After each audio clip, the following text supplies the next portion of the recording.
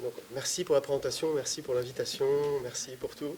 Et donc, je vais commencer par un peu dans le prolongement de ce que tu as dit, de rappeler des grandes idées du concept du concept d'exploitation, enfin, de la manière dont Marx le thématise, avant d'en venir plus précisément au lien entre domination et exploitation chez Marx, tel que Marx le conçoit lui-même, et à des objections possibles que l'on pourrait adresser à Marx ou à l'interprétation que j'en donne dans les deux derniers temps de cette présentation. Donc tout d'abord, je voudrais rappeler qu'on peut distinguer 4 dimensions du concept d'exploitation chez Marx lui-même. Donc c'est les 4 dimensions, peut-être je peux les énumérer avant de développer. Donc il s'agit, le concept d'exploitation est tout d'abord un concept théorique, mais il est également un concept qui a une dimension critique ou utopique.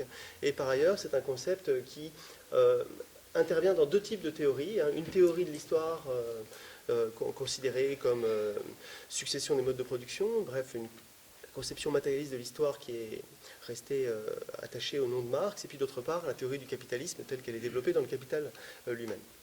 Alors, on peut également, donc je vais essayer de rappeler un peu donc les 4 dimensions pour essayer de préciser le sens suivant lequel je vais m'intéresser spécifiquement au rapport entre exploitation et domination. Alors, je repartirai d'un rappel historique, du fait que c'est dans l'exposition de la doctrine de Saint-Simon, la première synthèse des idées saint-simoniennes, que l'on trouve la formule exploitation de l'homme par l'homme, que le manifeste du Parti communiste va reprendre en 1848, manifeste qui s'inspire manifestement du saint-simonisme lorsqu'il est question de l'exploitation comme une catégorie générale de l'histoire. L'histoire étant, en règle générale, du moins à partir du moment où les sociétés sont des sociétés avec classe, l'histoire étant donc, en règle générale, l'histoire de l'exploitation de l'homme par l'homme. Alors, dans ces 2 textes, l'exposition de la doctrine de Saint-Simon d'une part, le manifeste du Parti communiste d'autre part, dans ces textes où donc le concept, ou plutôt le terme d'exploitation, accède pour la première fois au rang de concept politique majeur et dans son rôle, disons, dans sa signification moderne, le terme d'exploitation existait en français avant, mais on parlait d'exploitation pour parler de mise en valeur, au sens où on parle encore aujourd'hui d'exploitation agricole, et donc dans un rapport de l'exploitation de la terre et non pas de l'exploitation de l'homme par l'homme. Bon, c'est chez Saint-Simon et puis ensuite chez Marx que le concept d'exploitation prend ses connotations récentes, enfin modernes, disons, ses connotations politiques. Donc c'est dans ces 2 textes que ce concept accède à son rang actuel, son rang de concept politique et son concept de théorie sociale. Et dans ces 2 textes, ce concept a à la fois une fonction théorique, il s'agit au moyen de ce concept de décrire et d'expliquer, et d'autre part, il a une fonction critico-utopique. Par sa fonction descriptive, il identifie une caractéristique générale de l'histoire passée des sociétés avec classe, une histoire qui est donc une histoire d'une inégalité structurelle dans le rapport aux moyens de production, dans le rapport à la propriété. Et cette inégalité structurelle se concrétise, voit pour conséquence qu'une classe, une ou des classes dominantes s'approprient une partie du travail d'une ou de plusieurs classes dominées. Il s'agit donc, au moyen du concept d'exploitation, de décrire une inégalité structurelle entre exploiteurs et exploités. Et par sa fonction explicative, ce concept d'exploitation vise à rendre compte d'un ensemble de caractéristiques des sociétés marquées par cette inégalité structurelle, d'un ensemble de caractéristiques constitutives des sociétés du passé, et également d'un ensemble de conflits qui tirent leur origine de cette inégalité structurelle. Alors, voilà pour le versant théorique de ce concept, qui par ailleurs a également un versant critico-utopique, dans la mesure où le terme d'exploitation est chargé d'une connotation péjorative, et où, de façon connexe, il est porteur d'une exigence d'une société débarrassée de l'exploitation de l'homme par l'homme. Horizon qui définit chez Marx, du moins chez le Marx de la maturité, la société communiste, le projet d'une société communiste.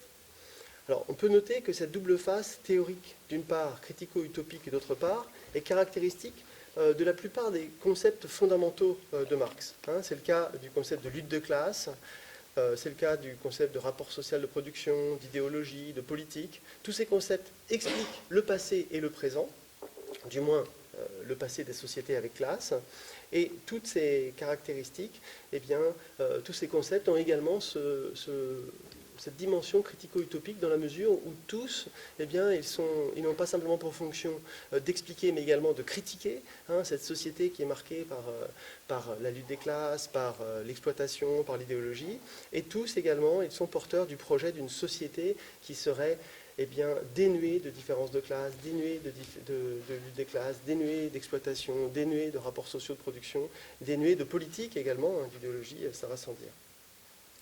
Alors, on peut noter également que, aussi bien s'agissant de l'exploitation que s'agissant de ces autres concepts fondamentaux, c'est surtout leur phase théorique qui fait l'objet d'une théorisation chez Marx, d'une explicitation approfondie. Mais néanmoins, tous ces concepts en conservent bien une dimension, ou n'en conservent pas moins, une dimension critico-utopique. Et c'est tout à fait clair s'agissant du concept d'exploitation, qui fait l'objet d'une double théorisation dans le corpus marxien, comme je l'annonçais pour commencer. D'une part, d'un point de vue d'une théorie matérialiste de l'histoire, au sens où toute histoire dans les sociétés, des sociétés avec classe est une histoire de l'exploitation de l'homme par l'homme. Et d'autre part, eh bien, ce concept fait l'objet d'une explicitation dans le cadre d'une théorie du capitalisme, telle qu'elle est développée dans le Capital, dont l'un des objets est d'expliciter les spécificités de l'exploitation capitaliste. Alors, je vais m'intéresser principalement dans ce qui suit au volet théorique du concept d'exploitation et plus spécifiquement encore à la manière dont cette théorie de l'exploitation est développée sous forme de théorie de l'exploitation capitaliste, donc sous la forme qui est d'ailleurs la plus développée théoriquement, beaucoup plus que la théorie de l'histoire l'est elle-même, qui est développée dans le Capital. Alors, tel qu'il est thématisé dans le Capital, le concept d'exploitation a avant tout une fonction théorique. Il s'agit avant tout, on le sait, dans le Capital, de développer une théorie du capitalisme. Il s'agit de développer une théorie du capitalisme avant de développer une critique du capitalisme, et il est encore moins question d'une utopie, de l'utopie communiste, même si le capitalisme est bien théorisé dans la perspective de son dépassement dans une société sans classe. Mais néanmoins, donc, il s'agit fondamentalement dans le capitalisme, dans le Capital, dans l'ouvrage Le Capital, de décrire donc le capitalisme tel qu'il est structuré par une forme d'exploitation spécifique, par une forme d'exploitation, c'est-à-dire d'appropriation du surtravail. Exploitation, ça veut toujours dire appropriation d'un surtravail, quels que soient les modes de production. Donc de rendre compte de la spécificité de l'appropriation du surtravail qui est propre au capitalisme et qui passe par le salariat, donc qui a le salariat pour vecteur de spécification. Le concept d'exploitation dans le Capital vise à décrire différents mécanismes sur lesquels se fonde le capitalisme comme mode de production qui a pour spécificité de produire de la survaleur ou de la plus-value. Pour le dire de manière plus neutre, mode de production, enfin dans un vocabulaire moins technique, qui est fondamentalement orienté vers la production ou la recherche de profit. Le concept d'exploitation vise plus précisément à décrire le mécanisme ou un ensemble de mécanismes qui contraignent les travailleurs à produire du surtravail et à décrire des mécanismes au moyen desquels les capitalistes s'approprient ce surtravail sur la forme d'une survaleur ou plus-value. Donc voilà pour le volet théorique de ce concept d'exploitation, ses intentions fondamentales, mais ce concept est également porteur, y compris dans Le Capital, d'une dimension critico-utopique, dans la mesure où Marx, manifestement, n'a pas simplement pour intention d'analyser les mécanismes de l'exploitation. Il est assez clair qu'il cherche également à décrire ces mécanismes sous un jour qui est censé rendre illégitime le mode de production qui repose sur cette forme particulière d'exploitation. On pourrait dire, sans trop d'exagération, que l'un des objectifs principaux du capital, même si il est annexe par rapport et secondaire par rapport à l'objectif proprement théorique, néanmoins il est important, cet objectif, c'est de présenter l'exploitation dans toute son horreur, pour lutter contre le déni dont l'exploitation fait l'objet. Le déni dont la réalité de l'exploitation, les conséquences de l'exploitation pour les travailleurs fait l'objet dans le discours public et qu'il s'agisse du discours politique ou de la manière dont il est formulé de façon savante par l'économie politique. Alors, cette dimension critique, cette intention de lutte contre le déni dont l'exploitation fait l'objet, elle est particulièrement claire dans un passage de la préface du Capital que je lis en le citant dans l'édition Quadrige des PUF, l'édition donc allemande, en fait la traduction de l'édition allemande, troisième édition allemande.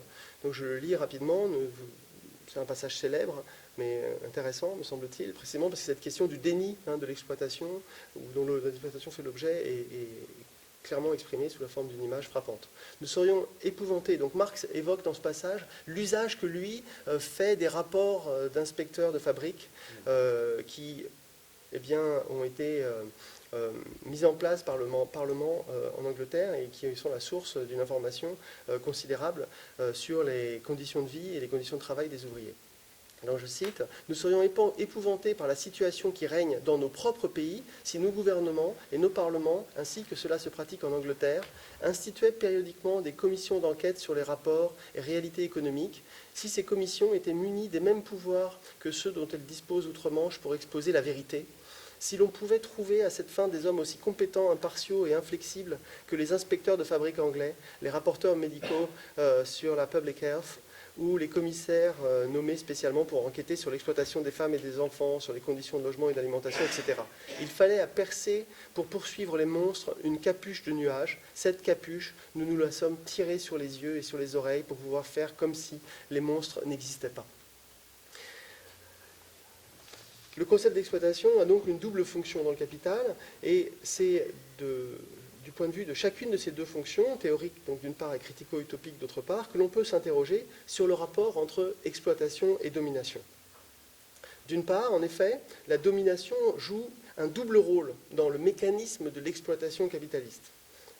D'une part, elle joue un rôle en tant que rapport social, fondé sur la propriété privée des moyens de production, c'est-à-dire sur le rapport de production ou rapport social de production qui est propre au capitalisme. C'est ce rapport social qui contraint le travailleur à vendre sa force de travail sur le marché du travail, comme Luc Vincenti l'a rappelé, et par ailleurs qui contraint le travailleur à céder le produit de son travail, le produit de l'exercice de sa force de travail sur le lieu de travail, au capitaliste, qui permet donc l'appropriation d'un surtravail. Et d'autre part, la domination joue un autre rôle dans la production en tant que mécanisme fondamental de l'exploitation.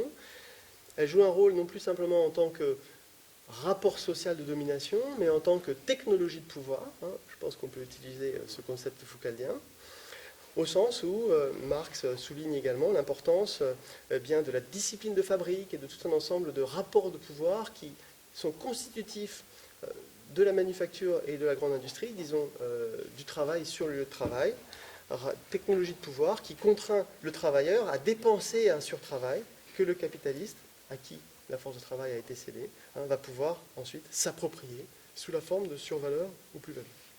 Donc, on ne peut pas penser l'exploitation sans la domination et sans une double référence à la domination.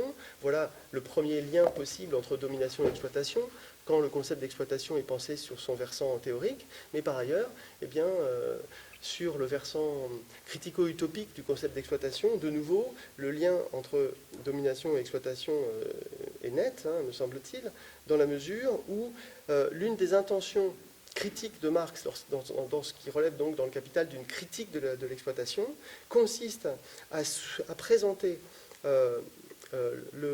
l'entreprise capitaliste comme le lieu d'une servitude, qui doit être critiquée comme telle, comme le lieu d'une servitude qui est analogue, en définitive, à celle qui caractérise les lieux de privation de liberté les plus caractéristiques. Et c'est en ce sens qu'il faut comprendre, notamment en ce sens, pas exclusivement, mais également en ce sens qu'il faut comprendre les références à la discipline de fabrique, à l'analogie de la manufacture et de l'ordre militaire d'une part, de même que l'on peut rapprocher cette référence, enfin toutes ces analogies militaires, d'une référence, certes moins importante dans l'économie de l'argumentation, mais néanmoins significative, une référence au bagne, une analogie entre l'entreprise et le bagne. Alors, Parmi ces analogies, les plus célèbres concernent eh bien, le rapport entre discipline de fabrique et discipline militaire. Et le terme de discipline est constitutif de cette analogie, ou plutôt motivé par cette analogie. Marx écrit ainsi dans le chapitre 11 du Capital, qui est consacré à la coopération, et dans la section 4 du chapitre 13, qui est intitulé La fabrique, décrit différents types, différentes dimensions de cette analogie. Je vais citer quelques textes frappants, il y en a bien d'autres à vrai dire, mais ce sont les plus significatifs, me semble-t-il. Donc, Marx écrit donc, je cite, que les ordres donnés par le capitaliste sur le champ de production sont devenus aussi indispensables que ceux du général sur le champ de bataille. Il écrit également, 2 pages plus loin, que le capitaliste délègue une fonction immédiate une fonction de surveillance immédiate et permanente de chaque travailleur et même de certains groupes de travailleurs à une espèce particulière de travailleurs salariés, et de même qu'une armée a besoin de sa hiérarchie militaire, une masse de travailleurs œuvrant ensemble sous le commandement du même capital a besoin d'officiers, dirigeants, managers et de sous-officiers industriels, surveillants, foremen, overlookers, contremaîtres, l'italique pour le français.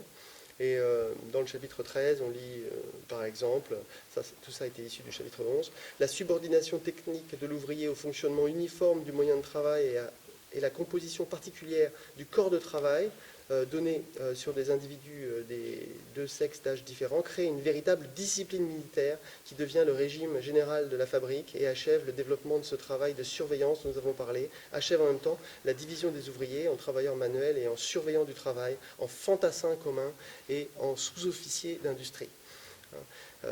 Cette insistance sur l'analogie avec la discipline militaire, il me semble qu'il faut vraiment bien l'entendre dans sa dimension critique également. Il s'agit de critiquer une domination inflexible.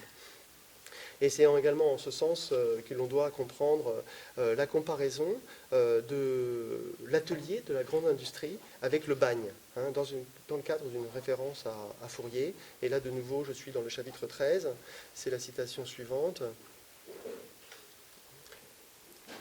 qui renvoie à un autre mode de critique de l'exploitation en tant que pathologie sociale, on dirait aujourd'hui. Marx emploie le vocabulaire de son temps, il parle de pathologie industrielle. Bon. Mais là, disons, ici, il y a cette critique de la domination que je fais ressortir, qui m'intéresse tout particulièrement.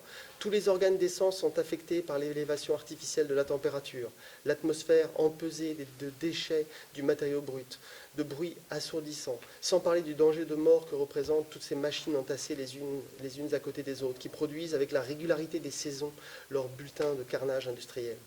L'économie des moyens sociaux de production qui n'ont véritablement commencé à mûrir comme en serre chaude qu'avec le système des fabriques, devient en même temps entre les mains du capital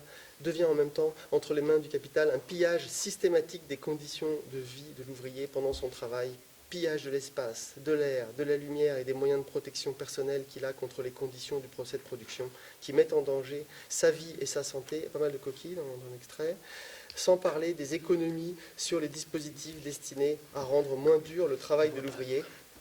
Fourier a-t-il tort de qualifier les usines de bagne mitigé? Donc, dans ce qui suit, je vais me concentrer sur la fonction théorique du concept d'exploitation, la seule qui est véritablement développée dans le Capital, et sur la manière donc, dont cette conception, cette théorie de l'exploitation repose ou présuppose une théorie de la domination.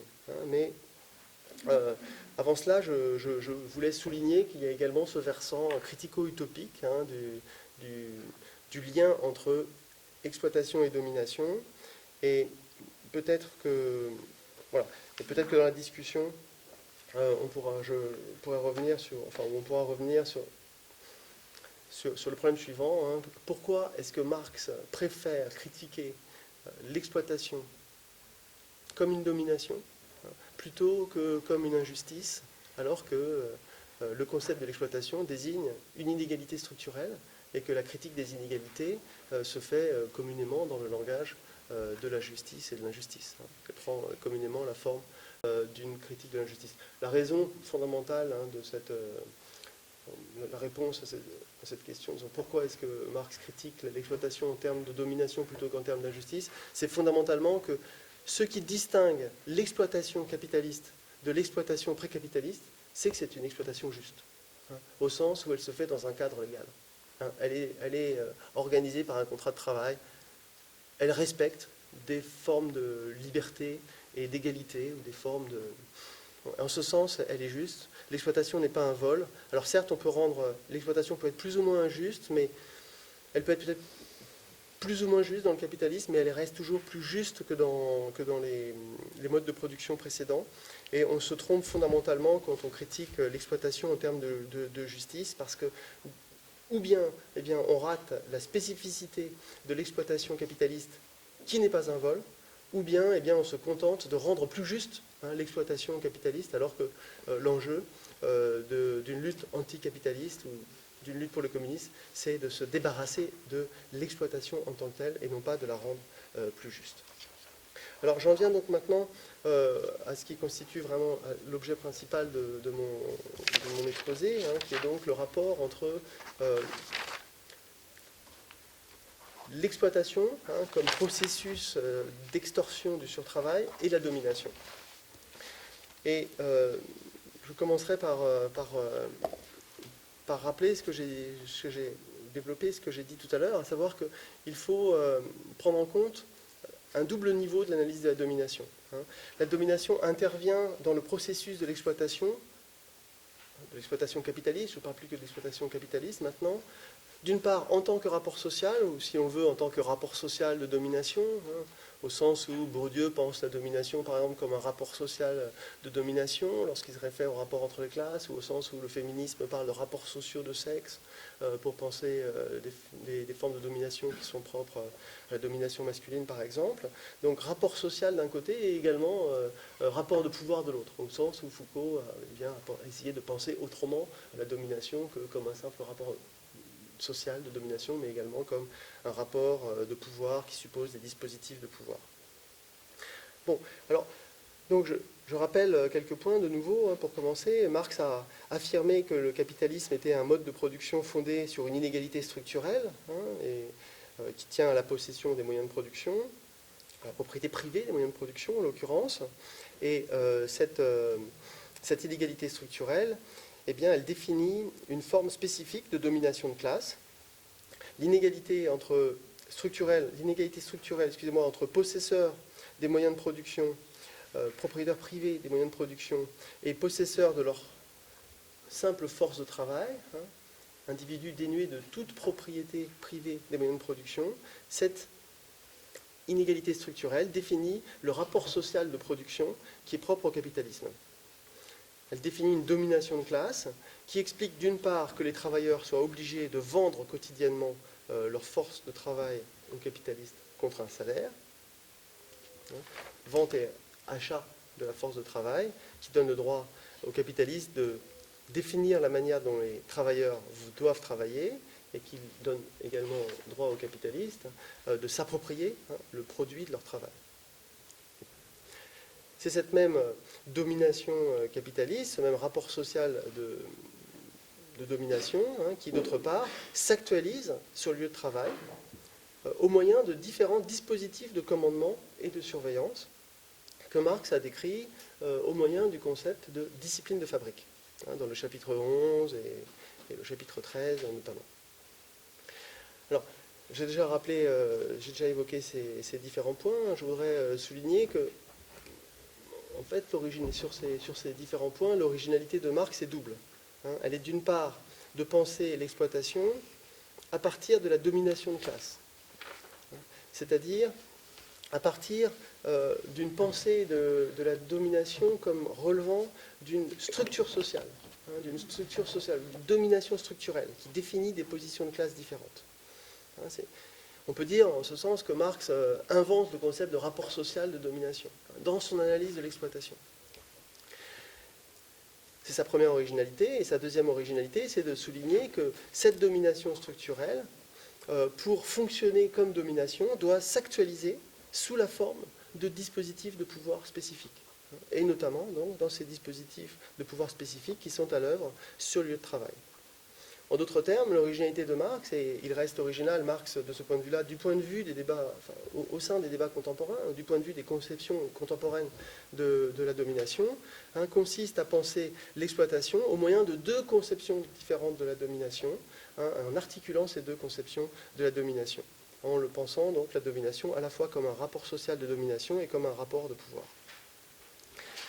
Alors, quel est l'enjeu de cette pensée, de ce lien qui est établi par Marx entre domination et exploitation? Eh bien, du point de vue de la théorie économique ou de la théorie sociale, cet enjeu est principalement un enjeu de démystification. L'enjeu, ou l'un des enjeux fondamentaux de son concept d'exploitation, c'est de démystifier les conceptions du marché, qui étaient celles du libéralisme politique et de l'économie politique de l'époque, et de démystifier également les conceptions de, disons, ce qu'on appellerait aujourd'hui l'entreprise, ce qu'on appelait la manufacture, ou la grande industrie, ou l'atelier à l'époque. Le concept d'exploitation permet d'effectuer une double démystification.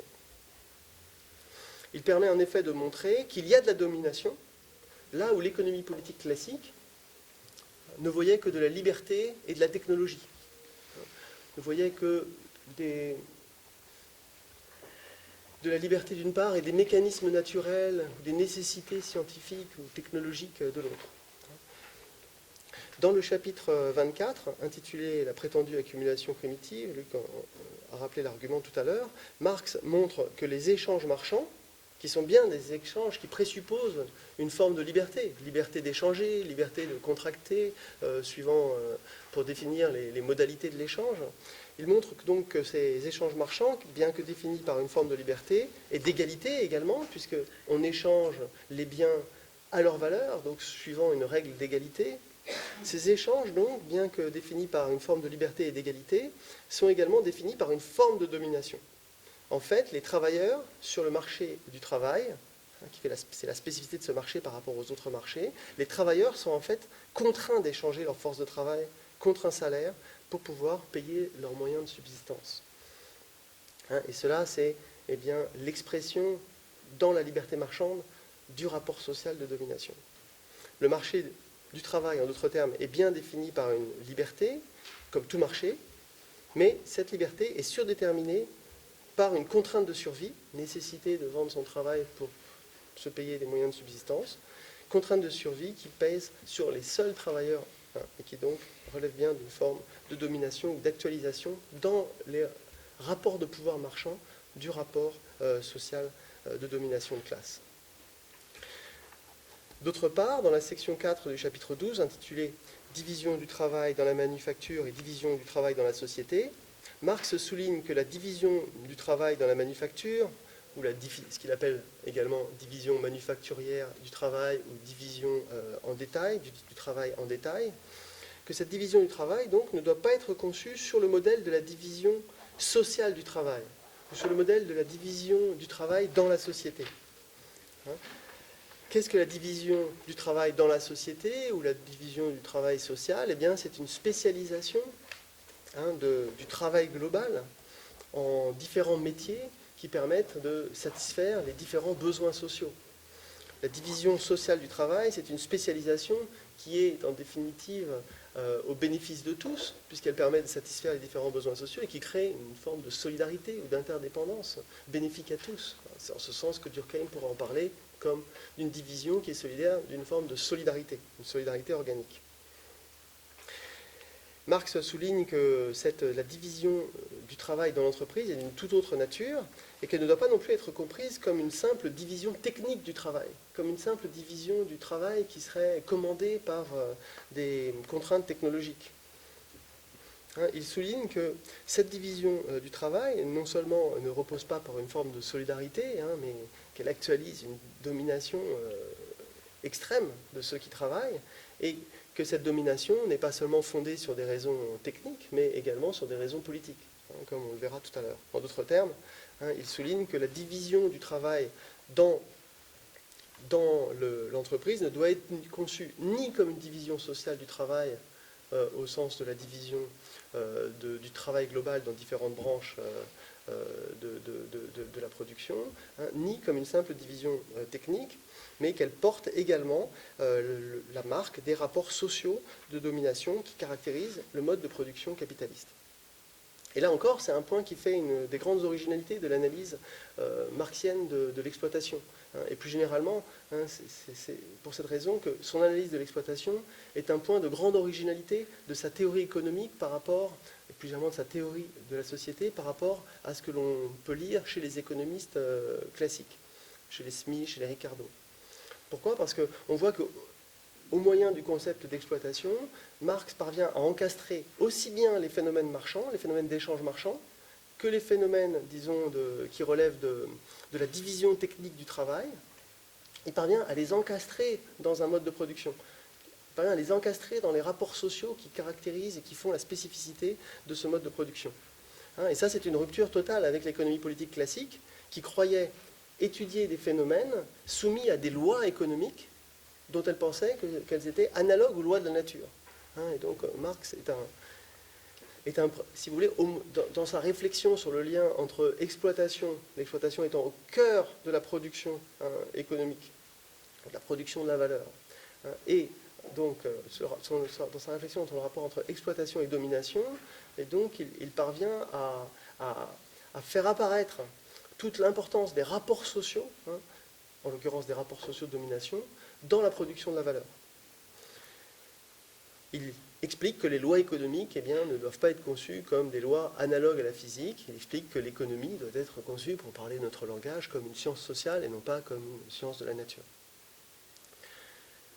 On peut dire en ce sens que le concept d'exploitation participe d'un projet qui reste actuel, ou qui a une postérité qui fait qu'il reste actuel. On peut présenter les choses de différentes manières. Participe d'un projet de transformation de l'économie en science sociale. Bon, j'ai essayé de faire apparaître tout ce qui peut sembler faire l'intérêt de l'analyse marxienne de l'exploitation en tant qu'elle renvoie à une théorie de la domination. Et maintenant, je voudrais donc envisager deux objections. La première objection, c'est deux objections donc, qui visent à considérer au contraire que la théorie de Marx est faible lorsqu'elle tente de penser l'exploitation de cette manière, en le rattachant au concept de rapport social de domination. Et je vais envisager deux objections qui viennent de deux camps opposés, disons.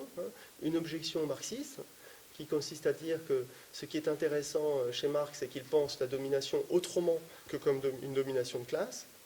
Et une objection qu'on pourrait dire foucaldienne, qui consiste à souligner que l'exploitation devrait être pensée exclusivement en termes de rapport de pouvoir, plutôt qu'en termes de rapport social de domination. Alors, donc je commence par la première objection. La première objection qui consiste donc à souligner que c'est l'objection qu'on peut trouver chez Moïse Postone dans cet ouvrage traduit en français en 2009 intitulé Temps, travail et domination sociale. C'est une objection donc, qui consiste à dire que l'originalité de la conception marxienne de la domination tient non pas au concept de domination de classe, ou de rapport de domination de classe, rapport social de domination, mais au concept de domination impersonnelle. Donc Postone et d'autres après lui, ou avec lui, contestent que Marx soit fondamentalement un théoricien de la domination de classe, ou que l'originalité de sa conception de la domination renvoie à un concept de domination de classe. D'après cet auteur et d'autres à sa suite, le concept de domination de classe ne ferait qu'élever à l'échelle collective le modèle de la subordination personnelle entre individus, alors que le mérite principal de Marx serait d'avoir montré que le propre du capitalisme tient au fait qu'il est structuré par des formes de domination impersonnelle. Donc cette interprétation s'appuie sur des arguments que Luc a restitués.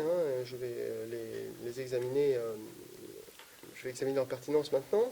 Mais avant de le faire, je voudrais mentionner le fait que cette interprétation rate en fait l'objectif de Marx dans le Capital. Pourquoi ? Parce que cette interprétation ne retient du Capital que la première section de cet ouvrage, la théorie de la valeur, si l'on veut.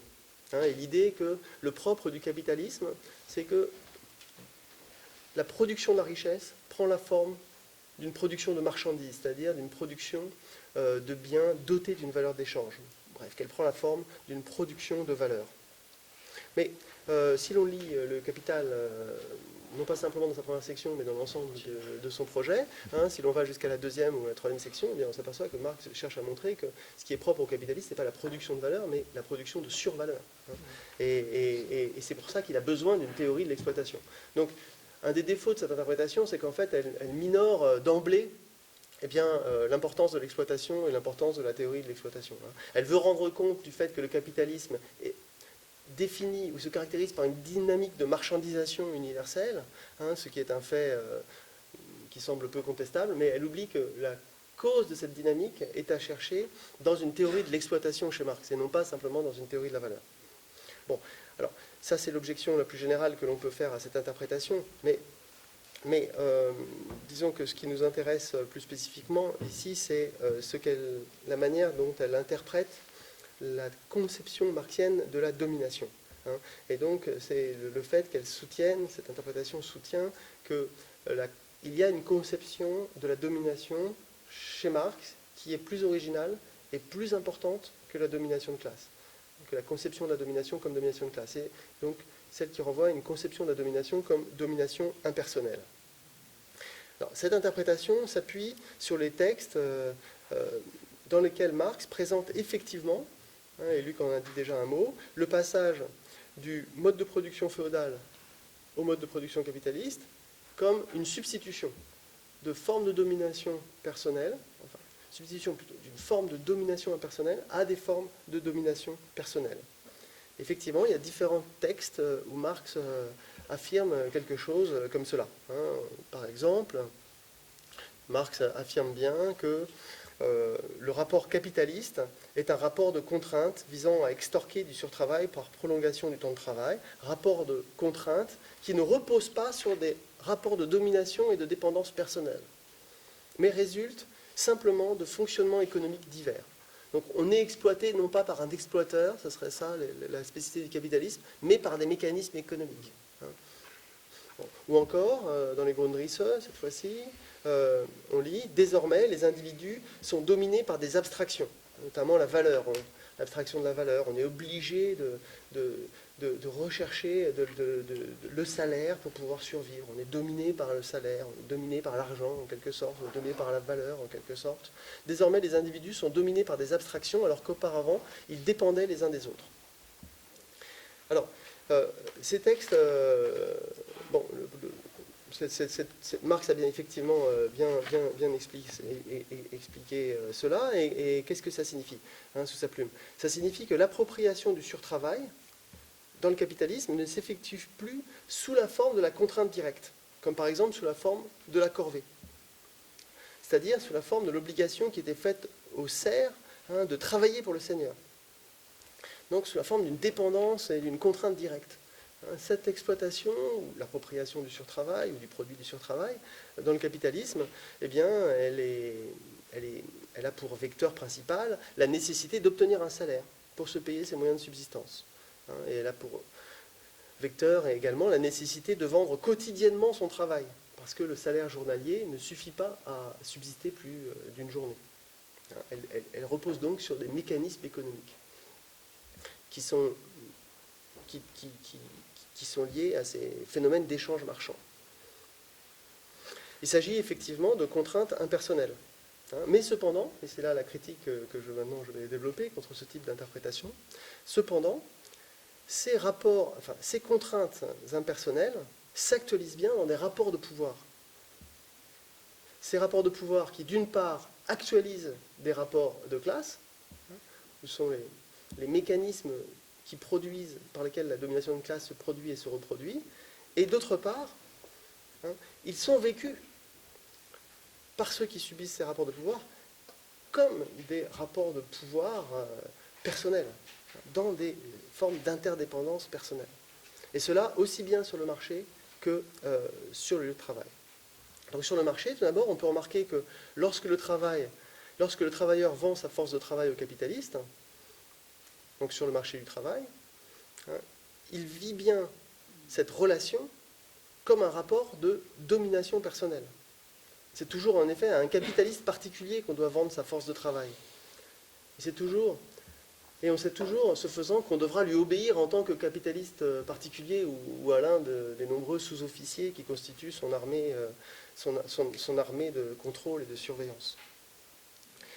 Et ce fait est souligné par Marx lui-même, Marx lui-même qui souligne que l'échange de la force de travail sur le marché est vécu par le travailleur comme un rapport de pouvoir asymétrique. Rapport de pouvoir asymétrique entre ceux qui donc n'ont pas d'argent et qui sont obligés de vendre leur travail, et ceux qui ont de l'argent et qui ont donc un pouvoir sur le marché. Un pouvoir sur le marché auquel ceux qui n'ont pas cet argent sont obligés de se soumettre. Ce pouvoir de marché, c'est évidemment une forme d'actualisation sur le marché du pouvoir de classe. Tout ça est clairement exprimé, me semble-t-il, dans un passage célèbre qui conclut le chapitre 4, plus précisément la section 3 du chapitre 4 du Capital, qui est intitulé « Achat et vente de la force de travail ». Donc je le lis, c'est un des passages sans doute les plus lus et les plus commentés, peut-être les plus lus, peut-être pas les plus commentés. Au moment où nous sortons de cette sphère de la circulation simple, c'est-à-dire du marché, en l'occurrence ici du marché du travail, qui fournit au libre-échangiste vulgaire ses notions, ses idées, sa manière de voir et le critérium de son jugement sur le capital et le salariat, nous voyons, à ce qu'il semble, s'opérer une certaine transformation dans la physionomie de nos dramatis personae. Nos échangistes deviennent, ces deux individus qui étaient des échangistes égaux, deviennent un capitaliste et un ouvrier, des personnages différents. Notre ancien homme aux écus, l'homme aux écus, celui qui a l'argent, le pouvoir monétaire, le pouvoir de marché, prend les devants. Et, en qualité de capitaliste, marche le premier. Le possesseur de la force de travail le suit par derrière comme son travailleur à lui. Celui-là a le regard narquois, l'air important et affairé. Celui-ci timide, hésitant, rétif, comme quelqu'un qui a porté sa peau au marché et ne peut plus s'attendre qu'à une chose, à être tanné. Ici, on est bien encore sur le marché. Et c'est bien encore sur le marché que cet échange marchand est vécu comme un rapport de soumission, comme un rapport de soumission qui renvoie au fait que l'homme aux écus a un pouvoir spécifique sur le marché qui est lié au fait que précisément il possède ces écus. En outre, donc, la domination de classe ne s'actualise pas simplement sur le marché, mais aussi sur le lieu de travail, manufacture ou grande industrie. Et de nouveau, elle prend la forme d'une dépendance personnelle dans la discipline de fabrique et dans le lien qui est instauré par la discipline de fabrique entre contrôle et punition. Le travailleur est personnellement défendant du contremaître qui peut lui infliger des sanctions, qui peut éventuellement être à l'origine de son licenciement. Alors, il est vrai que Marx souligne également que dans la grande industrie, le travailleur est dominé également impersonnellement sur le lieu de travail, par la machine. Donc de nouveau, on voit que, y compris sur le marché, nous avions affaire à une forme de domination impersonnelle. L'idée de la nécessité de vendre son travail, ça relève d'une domination impersonnelle. De même, il y a la domination impersonnelle sur le lieu de travail. C'est la machine. D'accord ? Le travailleur est dominé par la machine, et sa machine, c'est sa condition de travail, et c'est sa condition de travail qui est autonomisée par rapport à lui, c'est son outil qui est autonomisé par rapport à son activité, c'est le sens de cette citation 9. En réalité, la domination des capitalistes sur les travailleurs n'est rien d'autre que la domination des conditions de travail autonomisées face au travailleur, sur le travailleur lui-même. Mais il me semble important de souligner que Marx présente donc la machine non pas simplement comme une dépossession du contrôle qu'a l'ouvrier sur sa propre activité. L'activité n'est plus contrôlée par celui qui travaille, mais par la machine.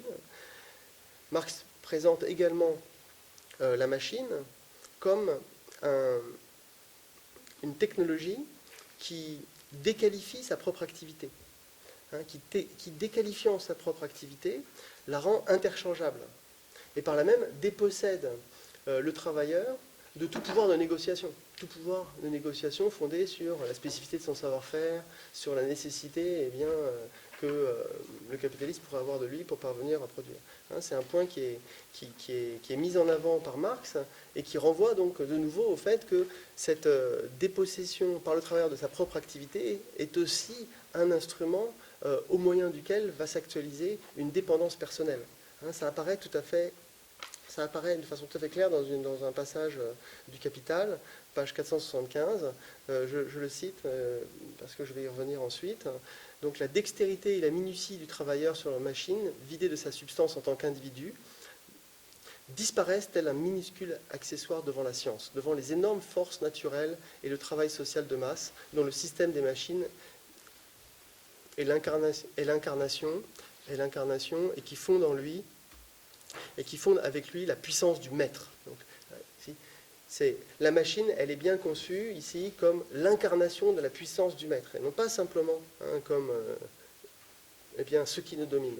Ce même maître, dans le cerveau de qui la machinerie et le monopole qu'il exerce sur celle-ci sont indissociablement emmêlés, criera donc à ses bras, c'est bien le capitaliste, le maître ici, en cas de conflit avec un grand mépris, il serait bon que les ouvriers des fabriques se souviennent que leur travail n'est en fait qu'une très basse espèce de travail qualifié. Bref, qu'on peut regorger de remplaçants. La machinerie du maître joue en effet un rôle bien plus important dans les affaires de la production que le travail et une habileté d'ouvrier.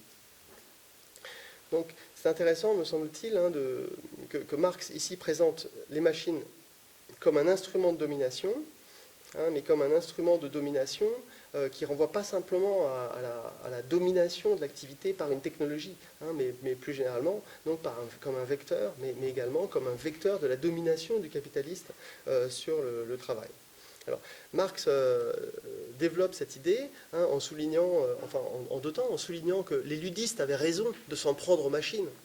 Les ludistes avaient raison de voir dans la machine une domination du travail, mais qu'ils avaient tort de croire que c'était la machine en tant que telle qui était l'origine de cette domination, et ne pas comprendre que c'est le capitaliste en l'occurrence, sur le lieu de travail, dont la domination s'actualise par rapport à sa machine. Ce qui revient à dire que les ludistes avaient tort de croire que la domination était simplement une domination impersonnelle, une domination par les machines.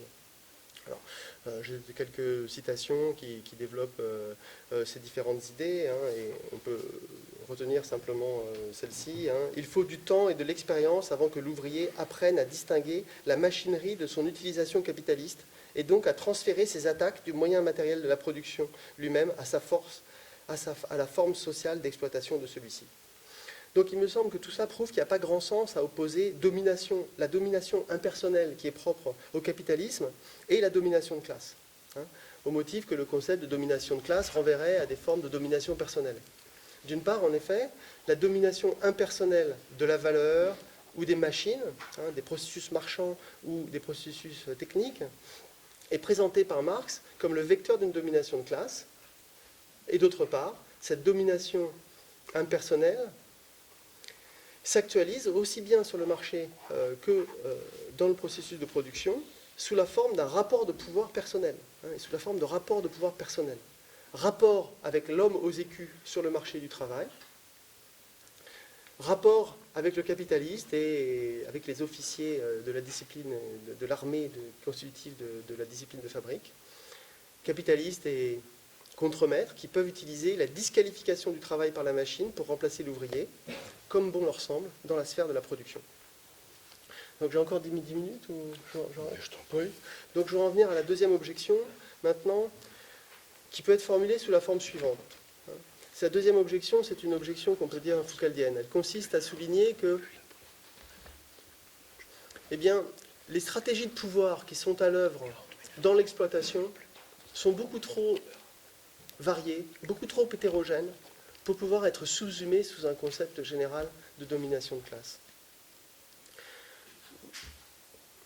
La deuxième objection, donc, c'est que le concept de domination de classe est trop général, trop macro-social, pour recouvrir les différentes stratégies de pouvoir, les différentes interactions entre individus qui permettent à une classe sociale, en l'occurrence la bourgeoisie, de s'approprier le surtravail d'une autre classe sociale. Alors, j'ai dit que cette objection était une objection de type foucaldien, parce qu'on trouve chez Foucault une opposition entre macro-pouvoir et micro-pouvoir, et une critique de l'idée suivant laquelle l'analyse du pouvoir au niveau des macro-pouvoirs serait suffisante. Foucault a cette idée que si l'on veut comprendre ce qu'est le pouvoir d'État ou le pouvoir d'une classe sur une autre, il ne faut pas se contenter de l'analyser en tant que pouvoir de classe ou pouvoir d'État, mais il faut s'engager dans l'analyse des différents dispositifs de pouvoir qui actualisent ces grandes formes de pouvoir, de macro-pouvoir. Et typiquement, enfin très souvent, les auteurs qui s'appuient sur cette opposition entre micro-pouvoir et macro-pouvoir en viennent à une critique de Marx, hein, qui lui aurait été emprisonné dans une analyse des macro-pouvoirs, considérés pour eux-mêmes, qui leur a attribué un pouvoir explicatif autonome, alors que eh bien, c'est au contraire les macro-pouvoirs qui doivent être expliqués. Et parfois, cela conduit également à rejeter le concept de domination de classe, ou le concept de domination en général, et parfois même le concept d'exploitation. Alors en fait, Foucault, lui, n'est pas du tout, ne s'est pas engagé dans cette voie. Au contraire, Foucault faisait de l'analyse de l'exploitation par Marx un modèle de sa propre analyse du pouvoir. Ça, c'est ce qui s'exprime en ce sens dans un article intitulé « Les mailles du pouvoir ». Bon, mais cependant, eh bien, Foucault a été interprété de manière bien différente de ses propres intentions à lui, et il a été souvent utilisé comme une arme de guerre contre Marx, et notamment dans l'Ecological Management Studies, dans tout un courant d'analyse critique du travail aujourd'hui, on utilise Foucault pour ne pas utiliser Marx. Alors, la plupart du temps, on refuse également l'idée d'exploitation, où on pense que ce concept est trop macro-social, trop indifférencié pour être utile à une pensée critique du travail. Mais on trouve également des auteurs qui ont cherché à expliquer l'exploitation en termes de stratégie de pouvoir, hein, et sans faire reposer l'exploitation sur un concept de domination de classe. Alors, je vais mentionner un exemple de cette démarche. C'est l'exemple d'un économiste, Stephen Marglin, je vais oublier. Stephen Marglin, voilà, c'est ça, qui est l'auteur d'un ouvrage, d'un article célèbre, enfin relativement connu, parce qu'il est fondateur du courant économique radical aux États-Unis. À quoi servent les patrons? On en dispose d'une traduction française sous le titre donc à quoi servent les patrons, Marglin et les radicaux américains, une traduction par Bruno Tinel, qui a également fait un article synthétique, une présentation synthétique, une étude de cet article dans l'ouvrage présenté ici. Alors, je vais rapidement mentionner son analyse pour donner donc l'illustration de ce que pourrait être une pensée de l'exploitation débarrassée du concept de domination de classe, et essayer de voir si cette démarche est plus pertinente que celle qu'on trouve chez Marx. Donc, dans cet essai de 1974, Stephen Marglin se pose la question suivante. Quelle est l'origine de la division capitaliste du travail? Une division du travail qui est caractérisée d'une part par son caractère parcellaire, hein, et d'autre part par son caractère hiérarchique. L'entreprise capitaliste est fondée sur une parcellisation des tâches et sur une hiérarchie de commandement. On ne trouvait pas ça dans l'atelier d'artisans, où la hiérarchie était beaucoup plus simple et où il n'y avait pas une telle parcellisation des tâches. Alors, sa réponse tient au fait que les capitalistes ont dû mettre en place tout un ensemble de stratégies de pouvoir, en l'occurrence 3 grandes stratégies de pouvoir, pour parvenir à s'approprier le surtravail des travailleurs. Et ces différentes stratégies de pouvoir, elles correspondent aux différentes phases de développement du capitalisme. Première phase qui est celle du travail à domicile, hein, où le capitaliste eh bien, donne de la matière première et achète la production, hein, ce qu'on appelle parfois le putting out system ou la manufacture dispersée. C'est ce que Marx lui appelle la manufacture hétérogène. La deuxième phase, c'est celle de la manufacture, où le travail artisanal est concentré sur un même lieu. Et la troisième phase, c'est la phase de la grande industrie. Et à chacune de ces phases correspond une ou différentes stratégies de pouvoir différentes. Donc, dans la première phase, eh bien, d'après Marglin, le capitalisme met en place une stratégie qui est celle du diviser pour mieux régner. Le capitaliste donc, divise les tâches pour s'assurer que les producteurs autonomes, qui travaillent, les producteurs domestiques, hein, ne puissent plus porter par eux-mêmes leur marchandise au marché. Elle est trop spécialisée, cette marchandise, de sorte qu'il n'y a plus de marché spécifique dans lequel ils pourraient vendre indépendamment du capitalisme. Bref, ils divisent pour mieux régner en parvenant à s'interposer entre le travailleur et le marché, et en dépossédant par là même le travailleur du produit de son travail. Et par là même, il s'invente une fonction sociale, celle d'organiser différentes activités qu'ils ont divisées, et celle de les porter au marché.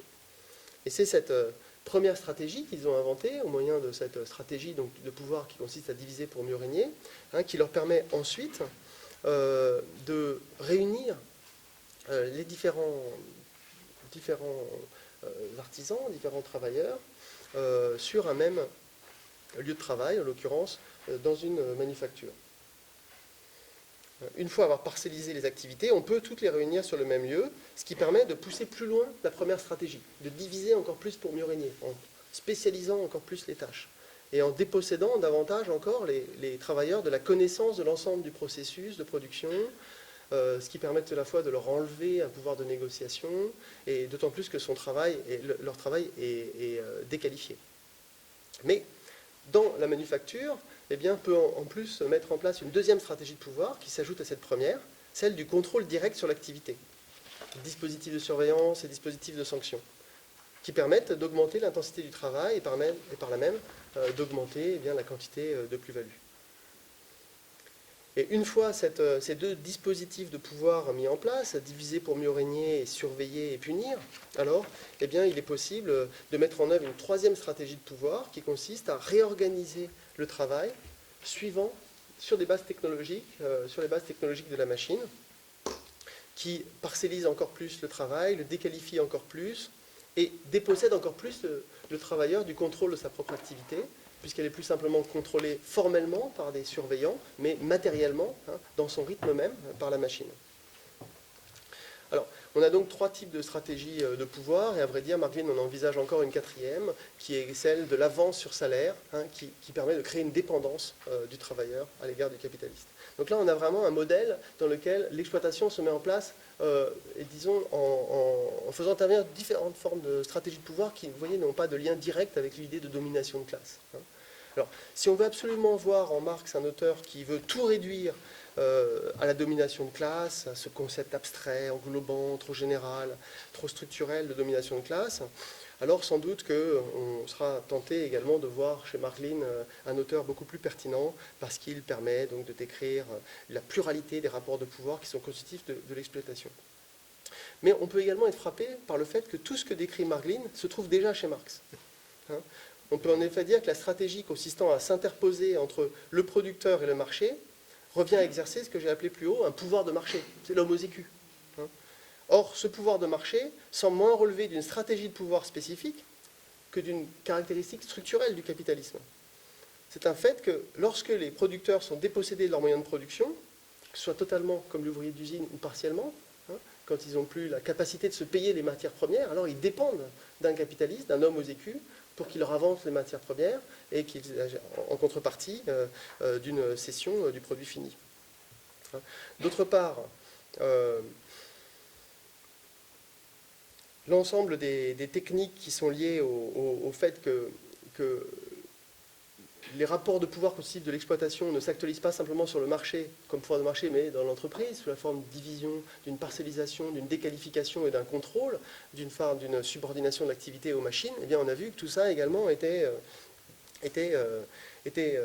constitutif de l'analyse marxienne des types de rapports de pouvoir qui sont à l'œuvre dans la fabrique et dans la manufacture.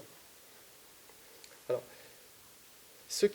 le fait que la parcellisation du travail et sa mécanisation ne relèvent pas simplement d'une contrainte technique, mais bien également d'une technique de pouvoir, ça c'est un point qui est souligné par Marx, qui souligne en effet que c'est au moyen de ces technologies de pouvoir que le capitalisme parvient à répondre aux résistances qui sont suscitées par l'expérience de l'exploitation de la part des ouvriers. Et c'est un point qui est important, sur lequel donc je vais conclure. Marx souligne bien que le capital est constamment en lutte contre l'insubordination des travailleurs, et il souligne bien que les inventions techniques participent d'une histoire politique du capitalisme. On pourrait écrire toute une histoire des inventions depuis 1830 qui n'ont vu le jour que comme les armes de guerre du capital contre les émeutes ouvrières. Donc on pourrait dire, du point de vue de Marx, que les différentes stratégies de pouvoir, enfin, ce que Marglin présente comme différentes stratégies de pouvoir, renvoie ou bien à des inégalités structurelles qui s'actualisent dans des interactions, comme le pouvoir de marché, ou bien à des stratégies de pouvoir par le contrôle et la surveillance, par les innovations techniques, qui sont dictées par deux caractéristiques constitutives du rapport de classe entre capitalistes et travailleurs. Premièrement, le capitaliste s'identifie à l'exigence de production de plus-value ou de survaleur, alors que l'ouvrier est placé par la domination dans une position de résistance à la domination qu'il subit, et qu'il contraint, du fait de sa résistance, qu'il contraint le capitaliste à inventer de nouvelles stratégies de pouvoir pour garantir la production de plus-value ou de survaleur. Bon, je l'étais déjà trop long, donc je vais m'arrêter là. Merci. Merci beaucoup.